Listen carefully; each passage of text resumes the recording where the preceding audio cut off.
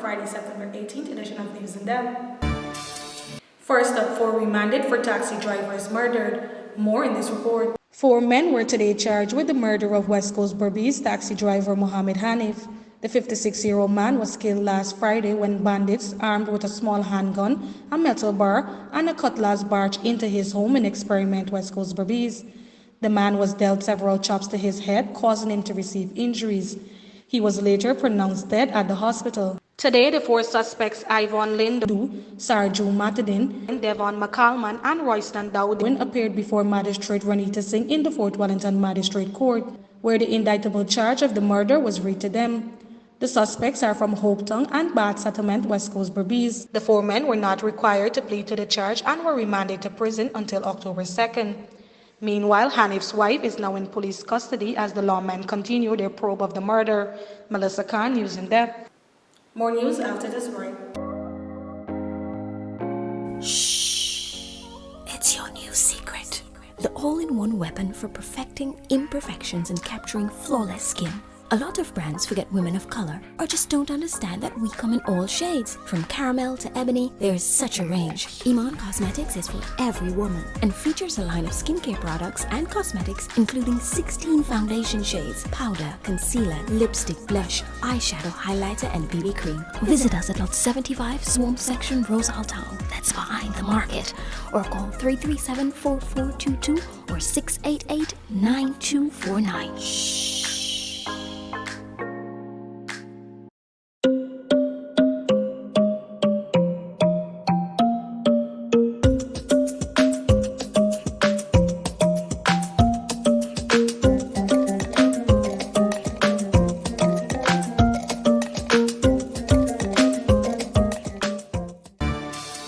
Welcome back. Guyana's position on Venezuela is no secret, says President Ali.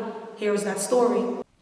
Guyana's President Irfan Ali today made his government's position clear on the Venezuela issue, saying that he supports free and fair elections in that country. The president was speaking at a joint press conference with the United States Secretary of State Mike Pompeo at State House. I reiterated that Guyana remains committed to the principles that guide our involvement in the Lima Group, particularly our concern about the ongoing and protracted humanitarian crisis in Venezuela. We support and respect the need for free and fair elections in our hemisphere. With urgency, we believe that democratic values and principles should be respected in Venezuela as well. This as the U.S. government continues to get support to remove the Maduro administration from office. President Nicolas Maduro was indicted in the United States back in March this year for cocaine trafficking, conspiracy, and narco-terrorism. The U.S. Secretary of State Pompeo said the need for democracy in Venezuela was also discussed with the Guyanese government. And an end to the illegitimate Maduro regime, a man who's denying that very democracy that the Guyanese people so love, denying that democracy for the people of Venezuela. You've been a strong partner for us on this issue. You've supported statements through the Organization of American States and through the Lima Group. The United States has now allocated $5 million to help Venezuelans in Guyana who have had to flee from Venezuela to Guyana to escape the horrors and brutality of the Maduro regime. I trust that that cooperation will continue, and I want to express my personal appreciation for Guyana's hosting of the Venezuelans that have crossed inside of your country.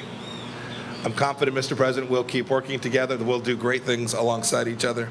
I'm grateful to see that you share this view of the importance of our relationship, and thank you again for hosting me here today. That he knows the Guyanese people cherish democracy, freedom, and value free, fair, and transparent elections, just like Americans do. I was proud to publicly support the Guyanese people in their quest to have the results of the election respected. The results certainly took longer than any of us would have wished or hoped, but it was worth fighting for. It was worth fighting to honor the people's sovereign decision. That's indeed what democracy is all about. Congratulations, President Ali.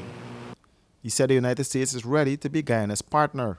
Your partner of choice as you face big decisions moving forward, especially on energy and future prosperity in your country.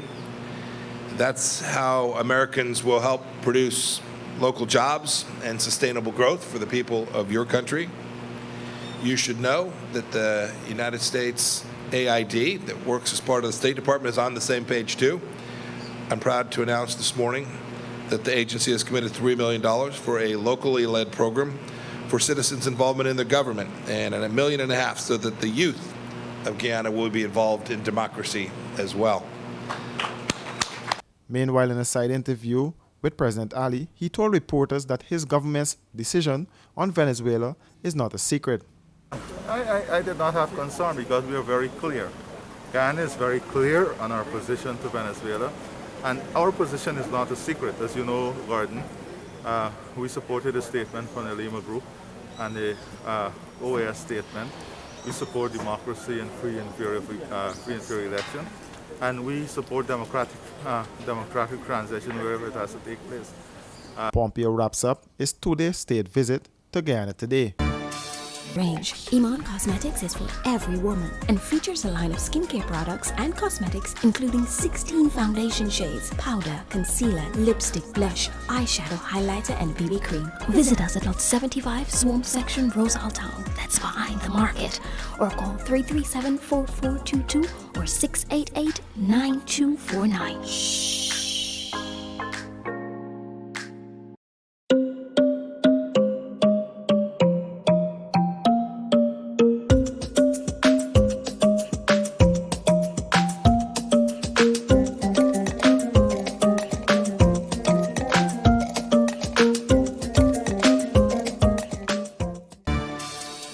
And before we go, The name change of the Ministry of Indigenous Affairs to the Ministry of Amerindian Affairs is not sitting well with the local indigenous community. However, one of their own, Lennox Schumann, says the First People will have to decide what they want to be called. What I am in support of is for all Indigenous peoples to decide which it is that they want to do. If we want to be called Indigenous, then let's have a referendum on that. That way it is not imposed upon us, it is something that we ourselves have a right to determine. There's this thing that is called FPIC, free, prior, and informed consent, right? You could deal with a multiple international framework that can address some of these things, but once again, you have to go back to the people and say, look, let's have a referendum on it, let's remove the political lens from it, and then now the people have a say in what it is that they want to be identified as, what it is that we want to be identified as. Schumann, who is also the Deputy Speaker of the National Assembly and the leader of the Liberty and Justice Party, said he does not support the motion on the name change brought by the APNU-AFC. Well, my take on the motion is that what they have done is politicize an apolitical issue. It is a people's issue. It is not a political issue.